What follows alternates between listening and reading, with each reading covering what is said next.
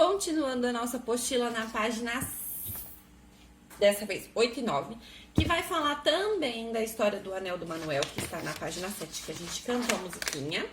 Só que agora a gente vai falar um pouquinho sobre rima, versos e estrofe. E aí, a nossa apostila tem algumas explicações bem básicas, mas eu decidi mostrar para vocês através do vídeo que eu acho mais fácil.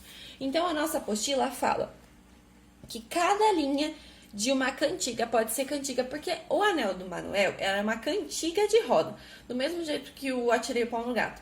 É uma cantiga. E aí, a gente consegue explicar para a criança, tanto numa cantiga, como num poema, num versinho mais complexo. Mas a apostila, a maioria das vezes, traz cantigas ou versinhos bem simples. Então, cada linha de uma cantiga ou poema é chamada de verso. Então, como que a gente explica isso para uma criança? A gente tem a nossa cantiga do Anel do Manuel e a gente sabe que cada linha é um verso. Então, cada linha é um versinho. Então, nesse exemplo aqui, ó, chora Manuel, não chora, é o primeiro verso da nossa cantiga. Ele chora porque não tem seu anel. É o segundo verso. Então, cada linha é um verso. Então, a criança entende que a cantiga, ela é composta por versos, que são várias linhas e cada linha é um verso diferente. Vamos lá de novo. Aí, aqui do ladinho, nas cantigas e nos poemas, cada bloco de versos é chamado de estrofe. Aí está um problema com a cantiga do Manuel. Porque ela tá toda uma estrofe só, tá vendo? Não tem bloquinhos dividindo a nossa musiquinha do Manuel.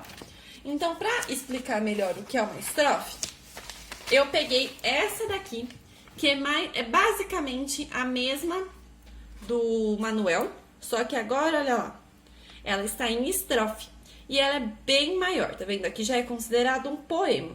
Então, olha o tamanho desse poema. Então, continua a mesma coisa. O verso é a linha. E a estrofe é cada bloquinho. Então, esse bloquinho é uma estrofe, esse bloquinho é outro, esse. Todos os poemas, versos e cantigas têm versos? Tem. O do Anel do Manuel é um verso só. Já esse aqui, do Anel do Barbante, tem 1, 2, 3, 4, 5 versos. Então, todos têm versos, um tem pequenininho, outros têm muitos, tá bom? Então, verso é o bloco de cada passagem do nosso poema. Então, esse é o bloco, olha lá o primeiro bloco. Começou a brincadeira com o anel e com o barbante. Alegria verdadeira, primeiro verso. E assim, cada puladinha, né, que a gente dá de dedinho, é um versinho, tá bom? E aí, por último, a rima. A rima, pessoal, a gente ensina para criança desde pequenininho. Então, as crianças que estavam comigo no infantil, as crianças que estão agora, qualquer escola tenta ensinar rima para criança, só que é muito complexo. Rima, até quando a gente é mais velho, se a gente tenta procurar rima de algumas palavras, a gente não encontra. Imagina com uma criança. E aí, o poema, ele é composto por rimas. Então, a gente precisa falar para a criança que uma rima existe. Então, rima é a semelhança sonora entre palavras. Geralmente, as rimas estão nos sons finais das palavras.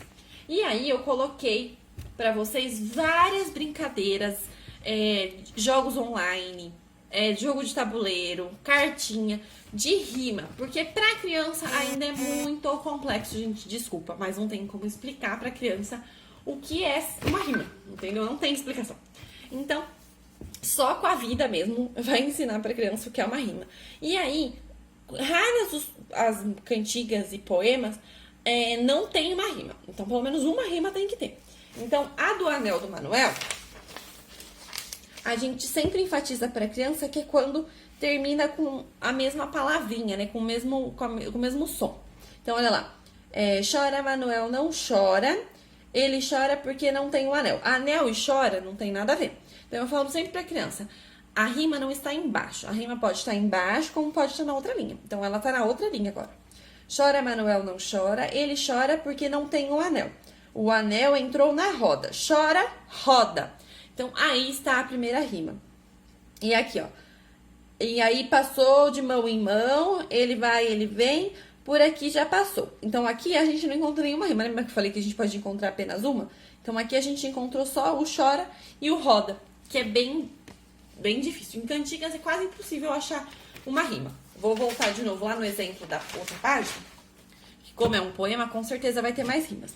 Então, aí, olha lá, sempre eu falo para as crianças que pula. Então, vocês vão olhar com a criança aqui, ó, a última sílaba, ela se repete quando pula. Então, ó, brincadeira e verdadeira. Então, pula uma linha, tem uma rima. Aqui, barbante, pula uma linha, instante, barbante, instante. Então, para a criança identificar uma rima mais fácil, eu sempre falo para ela, pula uma linha. Então, essa linha tem uma palavra final, a próxima não tem rima, a última tem rima. A próxima não tem, a outra tem.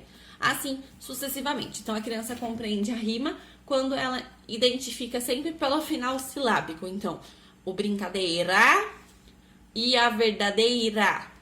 O barbante, o instante. Então, eu falo sempre para eles que o final da sílaba é composto por uma rima. Isso também é muito complexo, por isso que a gente vai fazer vários exercícios de rima. Então, voltando para tudo que a gente viu hoje na nossa apostila. Então, voltando para tudo que a gente viu hoje, rima, verso e estrofe, a rima. Então, a gente tem várias sugestões de brincadeiras, atividades, jogos para as crianças fazerem mais atividades de rima. A apostila até o final do ano tem rima, então não se preocupem se eles não entenderem agora.